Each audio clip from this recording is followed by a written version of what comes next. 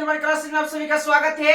आज हम class 10th के इम्पोर्टेंट यानी कि साइंस के इम्पोर्टेंट क्वेश्चन को पढ़ने वाले हैं, जो एग्जाम में बार बार पूछता है यानी कि पूछते रहता है। ठीक है दोस्तों, तो साइंस के इम्पोर्टेंट क्वेश्चन को पढ़ेंगे जो यानी कि परीक्षा के दृष्टिकोण से यानी कि महत्वपूर्ण है। उन्हीं प्रश्नों का हम अध्ययन करेंगे जो परीक्षा के दृष्टिकोण से इम्पोर्टेंट होता है। और एक बात बता देते हैं दोस्तों कि साइंस में हम गारंटी लेते हैं कि 90 प्लस नंबर हम दिला कर रहेंगे, यानी कि साइंस में यानी कि क्लास 10th के यानी कि साइंस में 90 प्लस नंबर को दिलवा देंगे। ठीक है दोस्तों, हमारे साथ बने रहिएगा। प्रतिदिन वीडियो बनाया जाएगा, यानी कि कम से कम 5-5 क्वेश्चन का वीडियो 5-5 क्वेश्चन प्रतिदिन करवाया जाएगा। ठीक है दोस्तों, तो 90 प्लस लाने के लिए हमारे साथ जुड़े रहिए। और बाकी देखते हैं क्वेश्चन नंबर फर्स्ट क्या होता है। जो तो पहला नंबर क्वेश्चन यानी कि जो क्वेश्चन इंपॉर्टेंट रहेगा उसी को बताया जाएगा और जो परीक्षा के दृष्टिकोण से इंपॉर्टेंट है। चलिए देखते हैं, यहाँ पर समझते हैं क्या होता है। यानी कि पहला क्वेश्चन यहाँ पर कहा है क्या। सबसे पहले ये वाला क्वेश्चन को जाने से पहले हम थोड़ा सा जानकारी आपको दे देते हैं कि ये समझ का जानकारी देते हैं कि प्रकाश का यानी कि प्रकाश स्रोत क्या है, यानी कि प्रदीप या आत्मदीप्त वस्तु क्या है। चौथा नंबर क्वेश्चन है प्रदीप्त वस्तु क्या होता है, यानी कि प्रकाश की किरण क्या होता है, किरण पुंज क्या होता है। चलिए इसके बारे में पहले हम जान लेते हैं। ठीक है दोस्तों, उसके बाद हम इसको हटा देंगे, उसके बाद यहाँ से स्टार्ट करेंगे। ये वाला उतना इंपॉर्टेंट नहीं होता है दोस्तों, इसलिए हम यहाँ पर लिख दिए हैं। और बाकी इंपॉर्टेंट होता है जिसका परिभाषा लिख दिए हैं और रेड से लिखा गया, रेड पेन से। ठीक है दोस्तों, चलिए सबसे पहले जान लेते हैं कि प्रकाश क्या है, यानी कि जानकारी के लिए इसको बता दिया गया है, बाकी उतना इंपॉर्टेंट है नहीं वाला। ठीक है दोस्तों, चलिए देखते हैं यानी कि व्हाट इज लाइट, प्रकाश क्या है। तो प्रकाश एक प्रकार की ऊर्जा है, प्रकाश एक प्रकार की ऊर्जा है जो स्वयं अदृश्य होता है लेकिन किसी वस्तु को दृश्यमान बनाती है। यानी कि अदृश्य का मतलब क्या होता है, अदृश्य मतलब लुप्त होता है, अदृश्यमान मतलब यानी कि जैसे कि अभी लाइट बढ़ रहा है इधर, तो हमको ये दिखा रहा है यानी कि दृश्यमान बना रहा है, तो हो गया दृश्यमान। यानी कि प्रकाश एक प्रकार की ऊर्जा है जो स्वयं अदृश्य होता है लेकिन किसी वस्तु को दृश्यमान बनाती है। ठीक है दोस्तों, तो ये वाला हो गया प्रकाश क्या होता है, जो प्रकाश। तो अब चलते हैं प्रकाश स्रोत क्या होता है आगे, जो यानी कि वैसा स्रोत जिससे प्रकाश निकलता है उसे प्रकाश स्रोत कहा जाता है। यानी कि फिर से सुन लीजिए दोस्तों, प्रकाश स्रोत क्या है, यानी कि वैसा स्रोत जिससे प्रकाश निकलता है उसे प्रकाश स्रोत कहा जाता है। यानी कि प्रकाश स्रोत होता है जो दो प्रकार का होता है, पहला होता है प्राकृतिक स्रोत और दूसरा होता है मानव निर्मित स्रोत। यानी कि प्राकृतिक प्रकाश स्रोत, दूसरा होता है मानव निर्मित प्रकाश स्रोत होता है। ठीक है दोस्तों, तो प्राकृतिक प्रकाश स्रोत क्या होता है, यानी कि प्रकृति द्वारा निर्मित प्रकाश स्रोत को प्राकृतिक प्रकाश स्रोत कहा जाता है। जैसे सूर्य हो गया, जुगनू हो गया, तारा हो गया, ये सब हो गया जो प्रकृतिक द्वारा यानी कि भगवान द्वारा बनाया गया है, तो हो गया प्राकृतिक स्रोत। यानी कि मानव निर्मित स्रोत क्या है, यानी कि मानव द्वारा निर्मित प्रकाश स्रोत को मानव निर्मित स्रोत कहा जाता है। जैसे लालटेन हो गया, मोमबत्ती हो गया, दिया हो गया, ये सब हो गया जो यानी कि बल्ब हो गया, टॉर्च हो गया, ये सब है जो यानी कि मानव निर्मित है, यानी कि इसको मानव ने बनाया है, इसलिए इसे मानव निर्मित स्रोत कहा जाता है। ठीक है दोस्तों, उसके बाद आगे चलते हैं, तो हो जाता है प्रदीप्त या अतिदीप्त वस्तु क्या है, यानी कि वैसा वस्तुएं जिससे स्वयं प्रकाश उत्सर्जित होता है उसे प्रदीप्त या अतिदीप्त वस्तु कहा जाता है। जैसे हो गया सूर्य हो गया, यानी कि सूर्य हो गया, उसके बाद हो गया लाइट हो गया, टॉर्च हो गया, यानी कि मोबाइल वाला टॉर्च भी हो जाएगा, मोमबत्ती हो जाएगा, दिया हो जाएगा, ये सब हो गया जो क्या हो जाएगा प्रदीप्त या आत्मदीप्त वस्तु होता है। यानी कि जो स्वयं प्रकाश उत्सर्जित करता है उसे प्रदीप्त या आत्मदीप्त वस्तु कहा जाता है। यहाँ से क्लास 10th में इंपॉर्टेंट है, वो क्वेश्चन पूछता है कि चंद्रमा प्रदीप्त है या अप्रदीप्त। तो ये चंद्रमा होता है जो अप्रदीप्त वस्तु है। ठीक है दोस्तों, चंद्रमा है जो अप्रदीप्त है, लेकिन यानी कि सूर्य अप्रदीप्त कैसे है, तो उस सूर्य के प्रकाश यानी कि सूर्य के प्रकाश को ग्रहण कर लेता है उसके बाद छोड़ते रहता है, इसलिए चंद्रमा अप्रदीप्त वस्तु है। ठीक है दोस्तों, तो ये वाला हो गया। उसके बाद अप्रदीप्त यानी कि वैसा वस्तु है जिससे प्रकाश नहीं निकलता उसे अप्रदीप्त कहा जाता है। जैसे ईटा, खपड़ा, ये सब कर लीजिए, यहाँ स्केच हो गया, मार्कर हो गया, यानी कि बोर्ड हो गया, ये सब क्या है अप्रदीप्त वस्तु है। तो आगे बढ़ते हैं क्या कि यानी कि प्रकाश की किरण क्या है, यानी कि किरण क्या है, एक सरल रेखा में चलने वाली प्रकाश को प्रकाश की किरण कहा जाता है। ठीक है दोस्तों, एक सरल रेखा में चलने वाली प्रकाश को प्रकाश की किरण कहा जाता है। अब यहाँ पर ध्यान देने वाला बात है, थोड़ा सा इंपॉर्टेंट हो जाता है बट उतना नहीं है। तो यहाँ पर ध्यान से देखिएगा, किरण पुंज क्या होता है। तो किरण पुंज क्या होता है, यानी कि किरणों के समूह को किरण पुंज कहा जाता है। यानी कि किरण पुंज 3 प्रकार का होता है। ठीक है दोस्तों, किरण पुंज कितने प्रकार का होता है, तो किरण पुंज 3 प्रकार का होता है। ये एग्जाम में ऑब्जेक्टिव के दृष्टिकोण से इंपॉर्टेंट है। यहाँ पर इसे क्वेश्चन पूछ सकता है कि किरण पुंज कितने प्रकार के होते हैं, तो आप बोलेगा किरण पुंज 3 प्रकार के होता है। ठीक है दोस्तों, ये ऑब्जेक्टिव टाइप में पूछा जा सकता है। यानी कि किरण पुंज होता है जो 3 प्रकार का होता है। यानी कि पहला हो जाता है अपसारी किरण पुंज, दूसरा हो जाता है अभिसारी किरण पुंज, तीसरा हो जाता है समानांतर किरण पुंज। तो अपसारी किरण पुंज क्या है, तो इसका परिभाषा सुन लीजिए ठीक से। यानी कि अपसारी किरण पुंज क्या है, तो वैसा किरण पुंज यानी कि वैसा किरण पुंज, यानी कि अपसारी किरण पुंज क्या है, यानी कि वैसा किरण पुंज यानी कि जिससे प्रकाश यानी कि फैलते रहता है, यानी कि किसी बिंदु स्रोत से, यानी कि किसी बिंदु स्रोत से, यानी कि यहाँ पर ध्यान से देखिएगा कि अपसारी किरण पुंज क्या है, यानी कि वैसा किरण पुंज यानी कि किसी बिंदु स्रोत से निकलकर फैलती चली जाती है, किसी बिंदु स्रोत से निकलकर फैलती चली जाती है, उसे अपसारी किरण पुंज कहा जाता है। यानी किसी बिंदु स्रोत पर आकर मिलती है तो उसे अभिसारी किरण पुंज कहा जाता है। इसे आप बोल सकते हैं कि वैसा किरण पुंज जिसमें किरणों का समूह एक बिंदु स्रोत पर आकर मिलती है उसे अभिसारी किरण पुंज कहा जाता है। यानी कि वैसा किरण पुंज जिसमें किरणों का समूह एक बिंदु स्रोत से निकलकर फैलती चली जाती है उसे अपसारी किरण पुंज कहा जाता है। समानांतर किरण पुंज क्या है, यानी कि वैसा किरण पुंज जिसमें किरणों का समूह एक दूसरे के समानांतर होता है उसे समानांतर किरण पुंज कहा जाता है। आप तो बात तो समझ में नहीं आया होगा, इसलिए ध्यान से समझाते हैं। तो अपसारी किरण पुंज क्या है जो ध्यान से समझे, यानी कि अपसारी किरण पुंज में क्या होता है, एक जगह जमा होता है। यानी कि वैसा किरण पुंज जिसमें वैसा किरण पुंज, ध्यान से यहाँ पर देखना है कि अपसारी किरण पुंज समझना है। तो अभिसारी किरण पुंज यानी कि अपसारी किरण पुंज में एक बिंदु स्रोत से निकलकर फैलती चली जाती है, यानी कि एक बिंदु से निकलकर फैलती चली जाती है तो उसे कहा जाता है अपसारी किरण पुंज। यानी कि छितराना, जैसे मान लीजिए कि यहाँ पर एग्जाम्पल समझ लिए, मान लीजिए कि गेहूं को आप बोरम करके लाते हैं, उसके बाद आप छत पर पसार देते हैं, उसके बाद चारों तरफ छितरा देते हैं, तो समझिए एक तरह से अपसारी किरण पुंज हो गया। ठीक है दोस्तों, यानी किरण पुंज तो ना है लेकिन अपसारी किरण पुंज जैसा हो गया। और जिससे कि आप क्लास आए पढ़ने के लिए, जिससे कि अपना अपना घर से आए, यानी कि अपना अपना पढ़े तो घर में थे, उसके बाद क्लास में ट्यूशन गए यानी कि स्कूल गए तो एक जगह जमा हो गए तो हो गया अभिसारी किरण पुंज। समानांतर किरण पुंज मतलब एक दूसरे के समानांतर होता है उसे समानांतर किरण, यानी कि वैसा किरण पुंज जिसमें किरणों का समूह एक दूसरे के समानांतर होता है, यानी कि ये दोनों समानांतर होता है उसे समानांतर किरण पुंज कहा जाता है। ठीक है दोस्तों, अब इंपॉर्टेंट क्वेश्चन की ओर बढ़ते हैं। ठीक है दोस्तों, चलिए यहाँ पर आप समझने का प्रयास करते हैं। तो पहला क्वेश्चन यहाँ पर कर दिया क्या है, इंपॉर्टेंट क्वेश्चन पर चलिए आप देखते हैं ध्यान लगा के यहाँ पर। तो पहला है प्रकाश का प्रकीर्णन क्या होता है, प्रकाश का प्रकीर्णन क्या होता है। तो प्रकाश का प्रकीर्णन क्या है तो समझते जाइए। इसको पहले इसको हम हटा देते हैं, तो क्या होता है इसको हम पहले हटा देते हैं ये वाला, उसके बाद हम समझेंगे यहाँ पर। ठीक है दोस्तों, ध्यान से देखते जाइएगा, उसके बाद आपको रटना नहीं पड़ेगा, समझते जाइएगा। रट कर जाएगा तो एग्जाम में भूला जाएगा दोस्तों, इसलिए आपको समझना जरूरी है। ठीक है दोस्तों, तो यहाँ पर हम समझने का प्रयास करते हैं। चलिए देखते हैं प्रकाश का प्रकीर्णन क्या है। तो प्रकाश का प्रकीर्णन क्या होता है, यानी कि क्या होता है जब प्रकाश की किरण, ध्यान से यहाँ पर देखिए, जब प्रकाश की किरण सूक्ष्म कणों पर पड़ता है, जब प्रकाश की किरण सूक्ष्म कणों पर पड़ता है तो वे कण प्रकाश से कुछ उष्मा ऊर्जा को अवशोषित कर लेते हैं और पुनः उसे छोड़ने लगते हैं,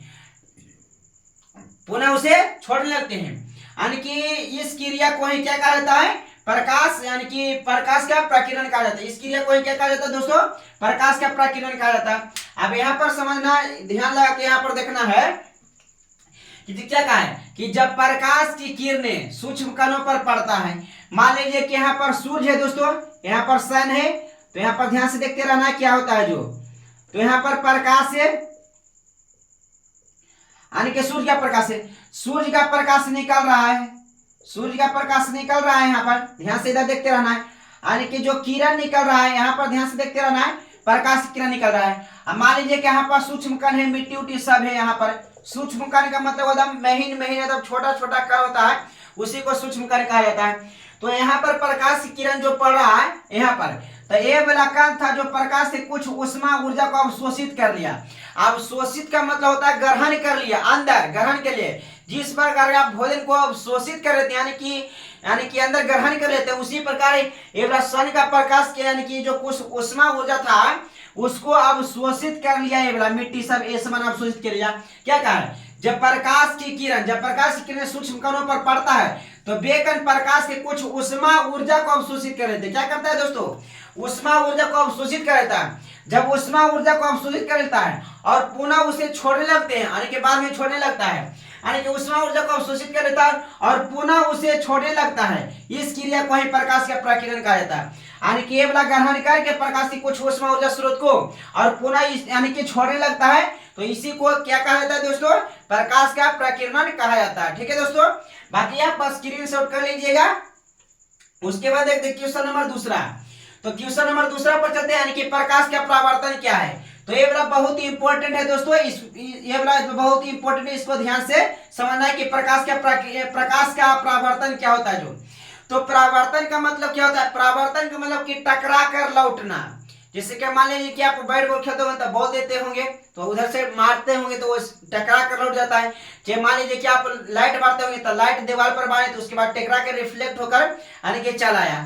यानी कि एक क्वेश्चन यहाँ पर पूछता है कि प्रकाश का यानी कि परावर्तक सतह सबसे अच्छा किसका होता है। ये वाला क्वेश्चन पूछते रहता है एग्जाम में, यानी कि पूछेगा, यानी कि सबसे अच्छा होता है जो प्रकाश का परावर्तक होता है वो सबसे अच्छा होता है वो चांदी होता है। ठीक है दोस्तों, यानी कि चांदी होता है जो प्रकाश का अच्छा सबसे परावर्तक होता है। चलिए इसको हम देखते हैं। तो प्रकाश का परावर्तन क्या है?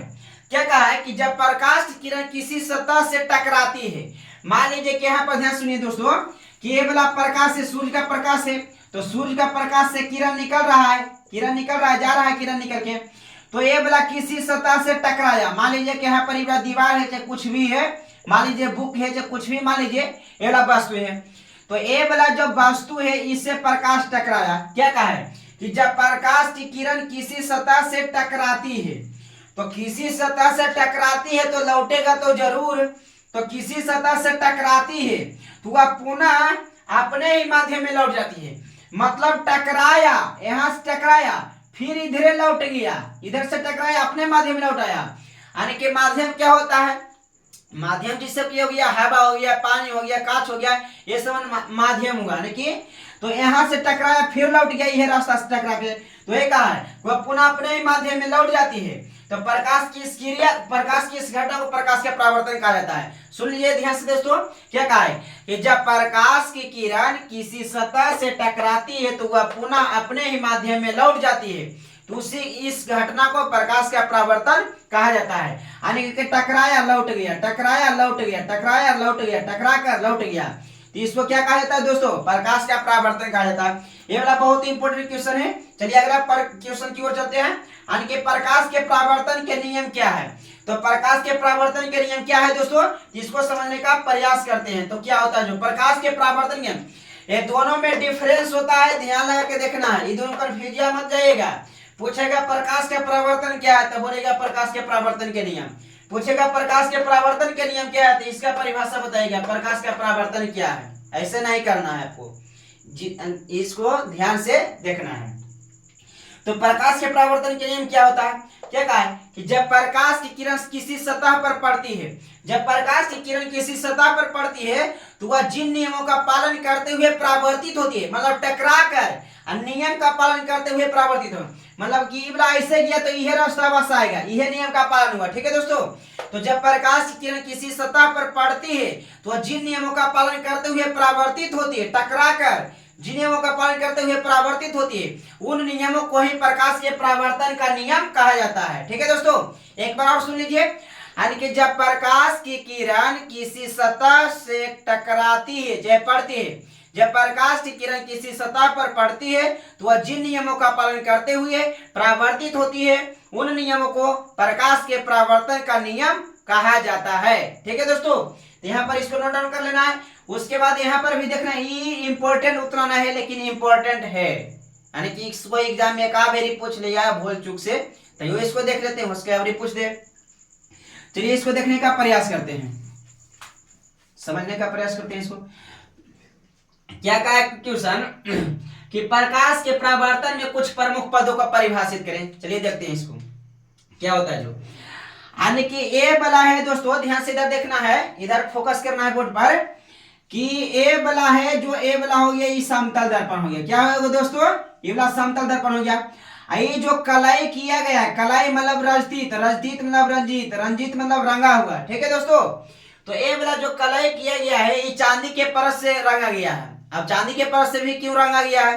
क्योंकि चांदी होता है जो प्रकाश का एक अच्छा परावर्तक होता है, यानी कि प्रकाश को मतलब कि लगभग 99% को रिफ्लेक्ट ही कर देता है। तो इसलिए चांदी के परत से इसको लेपित किया गया है, मतलब कि रंगा गया है। तो ये वाला चांदी के परत यानी कि इसको कहा एक तरह से कह सकते हैं कि समतल दर्पण। क्या है दोस्तों? तो इसको आप कह सकते हैं समतल दर्पण, ठीक है दोस्तों। तो इसको आप कह सकते हैं समतल दर्पण, समतल दर्पण आप कह सकते हैं। तो समतल दर्पण हो गया, यानी कि किसी सतह पर पड़ने वाली किरण को, ध्यान से देखिए। तो पहला नंबर क्या क्या पॉइंट होता है? पहला नंबर हो गया आपतित किरण, परावर्तित किरण, आपतन कोण, परावर्तन कोण, अभिलंब, आपतन बिंदु। यानी कि 6 गो है पद है, उसको परिभाषित करना है। एकदम इजी है, वेरी इजी है, वेरी सिंपल है। इसको देखिए ध्यान लगा के। तो आपतित किरण क्या है? यानी कि किसी सतह पर पड़ने वाली किरण को, ध्यान से यहाँ पर देखते रहना दोस्तों, यहाँ पर ये जी पर याद हो जाएगा क्लास में। तो किसी सतह पर पड़ने वाली किरण को आपतित किरण कहा जाता है। अब ध्यान से इधर समझना है। मान लीजिए का कौन सतह है, अब प्रकाश की किरण यहाँ भी पड़ सकता है, यहाँ भी पड़ सकता है, यहाँ भी पड़ सकता है, यहाँ भी पड़ सकता है। अब पड़ेगा तो यहाँ पर लौटेगा, टकराएगा तो लौटेगा जरूर। तो यहाँ बल्कि इधर मुड़ जाए तो इधर मुड़ जाए, किधर भी मुड़ जाए। तो जब मान के क्या कहा है, आपतित किरण क्या है? तो किसी सतह पर पड़ने वाली किरण को आपतित किरण कहा जाता है। ध्यान से देखिए दोस्तों, किसी सतह पर पड़ने वाली किरण को आपतित किरण कहा जाता है। क्या कहा जाता है? आपतित किरण कहा जाता है।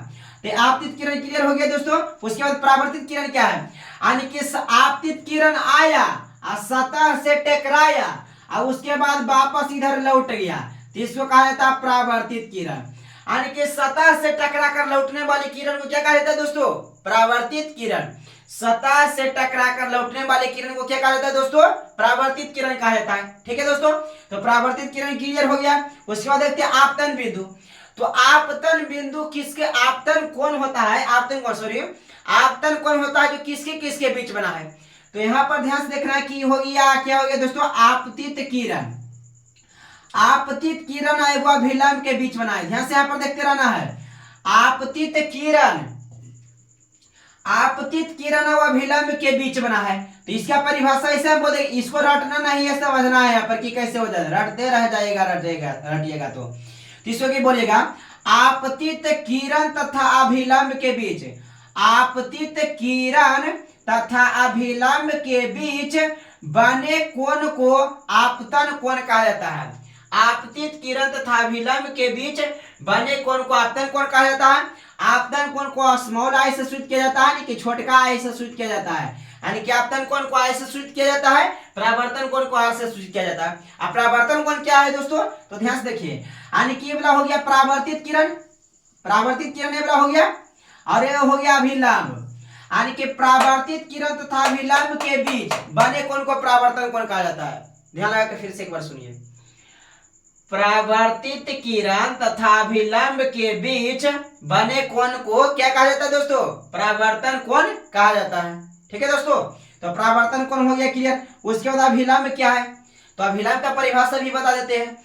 अभिलंब मतलब नियन से हो गया नॉर्मल, यानी कि किसी समतल सतह के किसी बिंदु पर। अब ध्यान से देखिए दोस्तों, यहाँ पर कि मान लीजिए कि यहाँ पर समतल सतह है, तो ये समतल सतह है। तो समतल सतह के किसी भी बिंदु पर, यानी कि किसी समतल सतह के यहाँ पर भी, यहाँ पर भी, यहाँ पर भी, यहाँ पर भी, जहां मन जहां, तो किसी समतल सतह के किसी बिंदु पर, मान लीजिए यहाँ, तो किसी समतल सतह के किसी बिंदु पर खींचे गए लंब को, ये वाला लंब हो जाता है, खींचे गए लंब को अभिलंब कहा जाता है, ठीक है दोस्तों। यानी कि किसी समतल सतह के किसी बिंदु पर खींचे गए लंब को अभिलंब कहा जाता है। तो अभिलंब वाला क्लियर हो गया दोस्तों। फिर से एक बार सुनिए, किसी समतल सतह के किसी बिंदु पर खींचे गए लंब को अभिलंब कहा जाता है।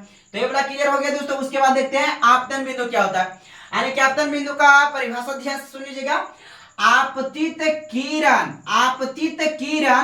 सतह के जिस बिंदु से टकराती है, आपतित किरण सतह के जिस बिंदु से टकराती है उसे आपतन बिंदु कहा जाता है। ध्यान से देखिए दोस्तों, आपतित किरण सतह के जिस बिंदु से टकराती है उसे आपतन बिंदु कहा जाता है। क्या कहा जाता है दोस्तों? आपतन बिंदु कहा जाता है। ठीक है दोस्तों, तो यहां तक उम्मीद करते हैं दोस्तों कि यहां तक समझ में आपको आ गया होगा। ठीक है दोस्तों, और साइंस में यानी कि 90 प्लस लाने की गारंटी, यानी कि साइंस में हमारे साथ जुड़े रहिएगा। यानी कि साइंस में, यानी कि क्लास 10th के साइंस में 90 प्लस नंबर लाने की हमारी गारंटी है। हम प्रतिदिन, यानी कि प्रतिदिन कम से कम 5 क्वेश्चन को बताया जाएगा, 5 क्वेश्चन को बताया जाएगा और अच्छी तरीके से समझाएगा। यानी कि 2 नंबर वाला भी बताया जाएगा, 5 नंबर वही वाला बताया जाएगा, साबित करे वाला रहेगा उसको भी बताया जाएगा। यानी कि बिहार बोर्ड क्लास 10th में, बिहार बोर्ड साइंस में जो क्वेश्चन को पूछ सकता है, यानी कि इमेजिन करके हम रिसर्च करेंगे कि ये क्वेश्चन अब आ सकता है तो उसको हम बता देंगे। आप लोग उसको याद कर दे जाइएगा, यानी कि रटिएगा नहीं, समझिएगा। रटिएगा तो कितना रटिएगा, ठीक है दोस्तों, इसलिए समझने का प्रयास करिएगा। और इसको आप, अगर जो आप अभी तक में नोट्स नहीं बनाए हैं साइंस का, तो हम प्रतिदिन, यानी कि प्रतिदिन वीडियो बनाएंगे, उसमें कम से कम हम बता दिए कि 5 क्वेश्चन तो रहबे करेगा, कम से कम 5 क्वेश्चन रहेगा। अगर जो आप नोट्स नहीं बनाए हैं तो आप नोट्स से बना लीजिएगा। ठीक है दोस्तों, और आप टाइम टेबल भी, यानी कि परीक्षा तो नजदीक है, क्योंकि हो गया नवंबर, तो नवंबर हो गया तो ज्यादा तो आधा दिन तो बीत गया, आधा नवंबर तो हो गया है। इसलिए आपको पहले टाइम टेबल बनाना है कि क्या क्या चीज पढ़ना है। यानी कि कम से कम 2 महीना, जनवरी या फरवरी होता है 2025, जिसको आपको रिवीजन करना है, नया नया चीज नहीं पढ़ना है। यानी कि रिवीजन, जितना आप नया चीज पढ़ सकते हैं वो दिसंबर तक पढ़ सकते हैं, लेकिन आप जनवरी से कंटिन्यू एकदम रिवीजन पर फोकस करना, रिवीजन पर। अगर जो आप नया चीज पढ़ते हैं तो पिछले को आप भुला जाइएगा, इसलिए आप नया चीज नहीं पढ़िएगा, ये आपसे हमारे निवेदन है। ठीक है दोस्तों, तो ध्यान से इधर सुनिएगा। एक बात और बताना चाहेंगे कि आप टाइम टेबल, जिस वक्त आपको टाइम मिलता है, यानी कि जैसे कि सुबह हो गया तो सुबह में आपको टाइम मिलता होगा, मान लीजिए कि यानी कि सुबह में आप उठ जाइएगा, यानी कि एग्जाम है तो उठना तो ही पड़ेगा, यानी कि मेहनत करिएगा दोस्तों तभी सफलता मिलेगा, मेहनत नहीं करेगा तो अच्छा अंक नहीं उठा पाइएगा। ठीक है दोस्तों, तो इसलिए आपको, मान लीजिए कि आप 5 बजे जगे, तो 5 बजे से जग के आपको कभी भी, मान लीजिए कि भोरे भोरे हमको फिजिक्स पढ़ना है, मान लीजिए कि फिजिक्स, तो फिजिक्स से हम रूटीन बना देंगे कि कखने हमको फिजिक्स पढ़ना है, कखने हमको केमिस्ट्री पढ़ना है, कखने बायोलॉजी पढ़ना है।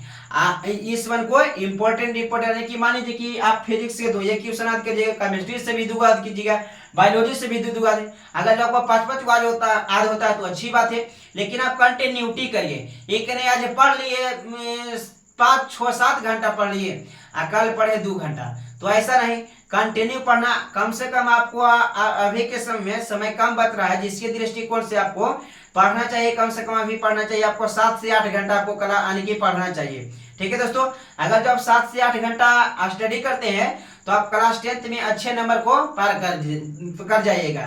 ठीक है दोस्तों, यानी कि साइंस पर फोकस नहीं करना है, सब पर फोकस करना है। यानी कि जो ज्यादा वीक है उसको ध्यान देना है, जो अच्छा है उस तो अच्छा है ये दोस्तों, तो सब पर ध्यान देना है, इतने खाली साइंस पर ध्यान देना है, मैथ पर भी ध्यान देना है। और एक बात और बताना चाहेंगे कि मैथ में हमारे साथ जुड़े रहिएगा।